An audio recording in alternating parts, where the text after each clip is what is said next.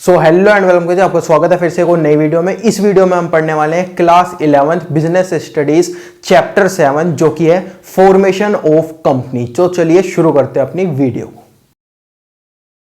तो अब हम देखते हैं हमारी कंपनी बनती कैसे है। तो सबसे पहले इस चैप्टर के अंदर हम पढ़ेंगे फॉर्मेशन, हमारी कंपनी बनती कैसे है। उसके बाद पढ़ेंगे कैपिटल, मतलब अगर हमारी कंपनी को कैपिटल जुटाना है, मतलब अपने शेयर जनरल पब्लिक को इशू करने हैं, तो वो हम कैसे कर सकते हैं। सबसे पहले देखते हैं फॉर्मेशन क्या होता है। तो देखो सबसे पहला स्टेप आता है प्रमोशन। प्रमोशन कौन करता है? प्रमोटर करते हैं। प्रमोटर कौन होते हैं? जो कि कंपनी को बनाने वाला है।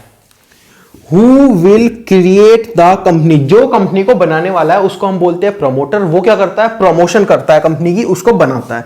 उसका पहला आइडिया होता है कि भाई हाँ ऐसे ऐसे ऐसे ऐसे करके हम अपनी कंपनी बना सकते हैं। वो क्या लेता है? इनिशिएटिव लेता है कि हाँ मैं अब अपनी कंपनी बनाने वाला हूं। उसके बाद देखते हैं फंक्शन, मतलब वो जो प्रमोटर है उसके फंक्शंस क्या क्या होते हैं, उसको क्या क्या करना पड़ता है। आइडेंटिफाई बिजनेस अपॉर्चुनिटी, मतलब मार्केट के अंदर एक बिजनेस बनाने की अपॉर्चुनिटी है, इस चीज को आइडेंटिफाई करना पड़ेगा, इस चीज को उसे ढूंढना पड़ेगा। जैसे भारत पे बना होगा तो जो अश्विनी ग्रोवर है उन्होंने ढूंढा होगा कि हाँ भाई मार्केट के अंदर हम ऐसी कंपनी बना सकते हैं।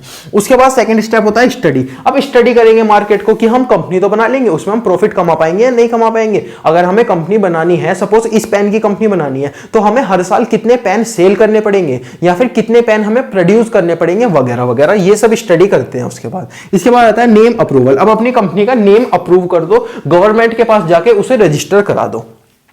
इसके बाद साइन कर दो एमओए।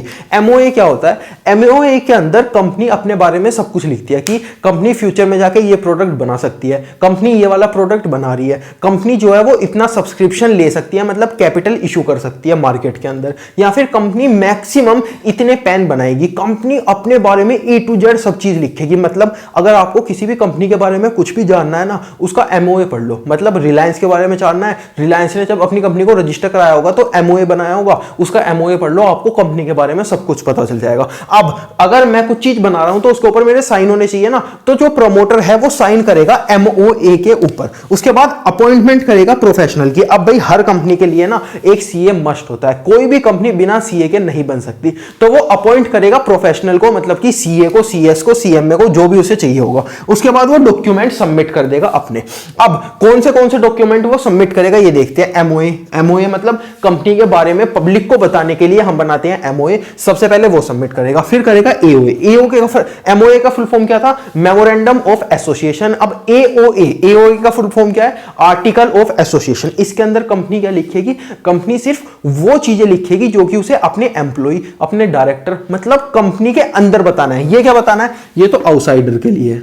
ये इंटर कंपनी के अंदर जो भी होगा उसे एओए बढ़ना पड़ेगा। इसका मतलब इसके अंदर होगा कि एम्प्लॉय की कितनी टाइमिंग होने वाली है, वो पब्लिक को नहीं बताई जाएगी, वो सिर्फ एम्प्लॉयज को बताई जाएगी। या फिर एम्प्लॉय की कितनी सैलरी होने वाली है, कौन एम्प्लॉय कितना काम करेगा, वो सब कहां लिखेगा? एओए के अंदर। मतलब कोई भी इंसान को कंपनी के बारे में जानना है वो एमओए से जान लेगा, लेकिन कंपनी के अंदर क्या होने वाला है, उसके इंटरनल रूल एंड रेगुलेशन क्या होने वाले हैं, वो लिखेंगे एओए के अंदर। ये पब्लिक को नहीं दिया जाता।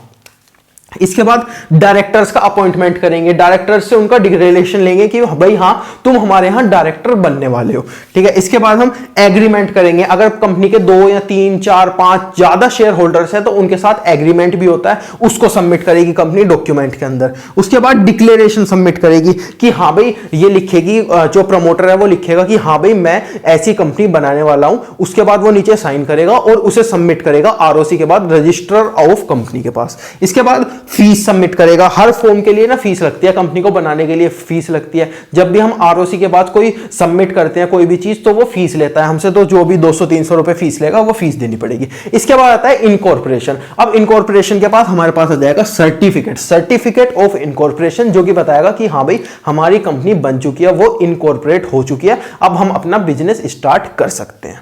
तो ये तो हो गया हमारा फॉर्मेशन की बात। अब कंपनी को चलाने के लिए ना हमें कैपिटल चाहिएगी। कैपिटल कैसे ले सकते हैं हम अपने शेयर पब्लिक को अगर दे दें कि हम 10% कंपनी का शेयर पब्लिक को दे रहे हैं, तो पब्लिक उसके बदले में हमें पैसे दे सकती है। वो हम कैसे लेंगे? सबसे पहले करेंगे हम सेबी का अप्रूवल। हम सेबी से बोलेंगे कि हाँ भाई हम सब्सक्रिप्शन लेने वाले हैं, कंपनी को अपनी कंपनी का सब्सक्रिप्शन देने वाले हैं, पब्लिक को अपनी कंपनी का सब्सक्रिप्शन देने वाले हैं, और हमें ना पब्लिक पैसे देगी। तो क्या हम ये कर सकते हैं? सेबी कहेगा हाँ कर सकते हो। तो सेबी का अप्रूवल सबसे चाहिए, पहले चाहिएगा।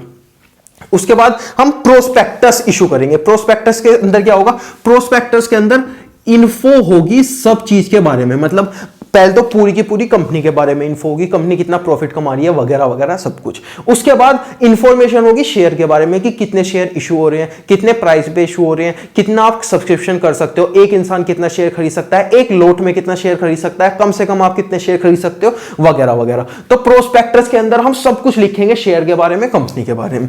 उसके बाद अपॉइंटमेंट करेंगे। अपॉइंटमेंट किनकी करेंगे, देखो अब शेयर का कुछ पैसा आएगा तो हमें एक नया बैंक अकाउंट खुलवाना पड़ेगा, ये लीगली हमारे ऊपर एक कंप्लायंसेस होता है, ठीक है। तो हम बैंकर का अपॉइंटमेंट करेंगे जहां हम बैंक खुलवाएंगे। उसके बाद हम अंडरराइटर का कर सकते हैं। अंडरराइटर का क्या होता है, मान लो मैंने 100 करोड़ इशू किए, ठीक है, अब 100 करोड़ कंपनी के पास नहीं आए, केवल 90 करोड़ आए, तो जो अंडरराइटर है ना वो 10 करोड़ अपने पास से देगा, तो हम अंडरराइटर को कमिट वो करेंगे, अपॉइंट करेंगे। तो कितने भी हमारे लोग हैं उन सबको हम अपॉइंट करेंगे जो भी जरूरी है शेयर के लिए।